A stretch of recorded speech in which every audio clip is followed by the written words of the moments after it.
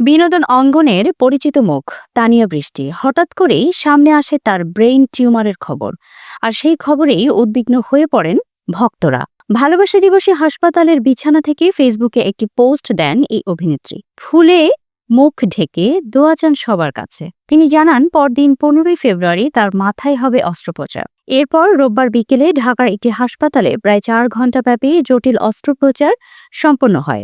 মস্তিষ্ক থেকে টিউমার অপসারণ করা হয়েছে। সংবাদ মাধ্যমকে নির্মাতা সকাল আহমেদ জানান, আল্লাহর রহমতে তানিয়া বৃষ্টির সার্জারি সফলভাবে সম্পন্ন হয়েছে। দীর্ঘ 4 ঘণ্টার অপারেশনের পর টিউমার অপসারণ করা হয়েছে। তবে চিকিৎসকদের মতে অস্ত্রোপচারের পরবর্তী সময় অত্যন্ত গুরুত্বপূর্ণ। বর্তমানে তানিয়া বৃষ্টি রয়েছেন নিবিড় পর্যবেক্ষণে। পরবর্তী 24 ঘণ্টা সবচেয়ে বেশি গুরুত্বপূর্ণ, কারণ পোস্ট অপারেটিভ জটিলতার ঝুঁকি থেকেই যায়। চিকিৎসকরা জানিয়েছেন এখন তাকে সম্পূর্ণ বিশ্রামে থাকতে হবে। অযথা ভিড় বা অতিরিক্ত ফোন কল না করার অনুরোধ জানানো হয়েছে।